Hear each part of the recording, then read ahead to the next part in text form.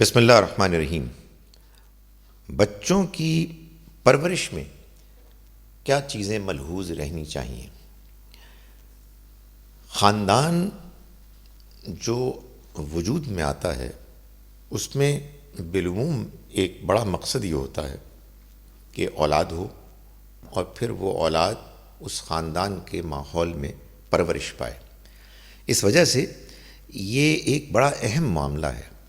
کہ جب بچے پیدا ہوں تو ان کی پرورش کے لیے صحیح رویہ اختیار کیا جائے۔ آئیڈیلی تو والدین کو اولاد کے دنیا میں آنے سے پہلے ہی ذہنی طور پر تیار ہونا چاہیے،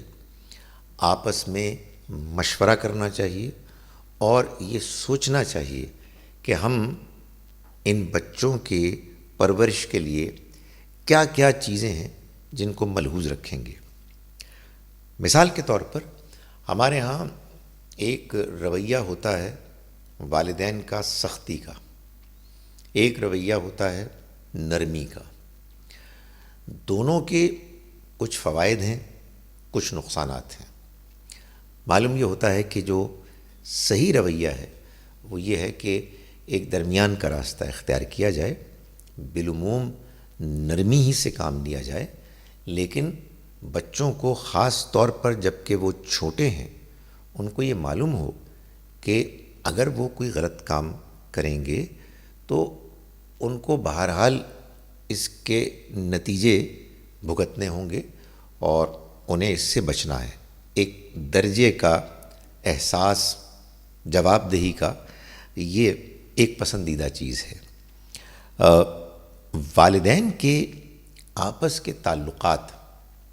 یہ ایک بڑا اہم معاملہ ہے بچوں کی پرورش میں۔ یعنی اگر بچے گھر میں ایک خوشگوار ماحول دیکھیں گے تو ان کی اپنی پرورش میں، ان کے اپنے مزاج میں اس کے اثرات نظر آئیں گے۔ لیکن اگر والدین آپس میں جھگڑیں گے اور ایک تلخی پر مبنی ایک ماحول کی فضا ہوگی تو اس سے بچوں کی نفسیات پر اور ان کی پرورش اپ برنگنگ پر منفی اثرات ہوں گے۔ والدین جو کچھ کرتے ہیں بچے اصل میں ان سے سیکھتے ہیں۔ والدین جس طرح کا رویہ خاص طور پر ان کی کم عمری میں اختیار کریں گے کہ جب کہ وہ چیزوں کو سیکھ رہے ہیں تو وہ جو رویہ بھی اختیار کریں اس کے بارے میں یہ جان لیں کہ ان کے بچے ان کو کاپی کریں گے۔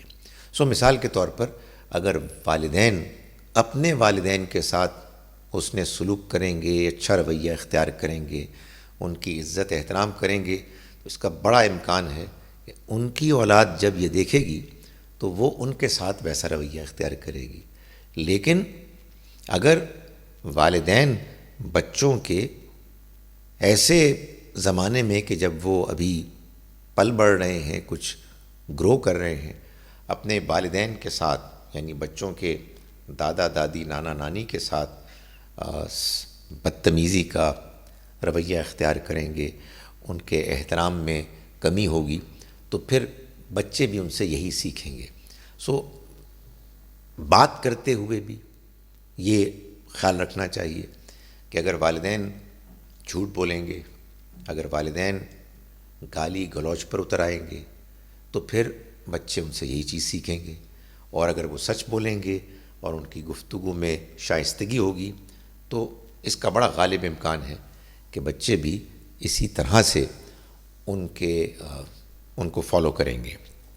بچوں میں یہ احساس نہیں ہونا چاہیے کہ والدین کسی ایک بچے کی جانب غیر ضروری طور پر جھکے ہوئے ہیں، دوسروں کو اگنور کر رہے ہیں اور ان کے ساتھ زیادتی ہو رہی ہے۔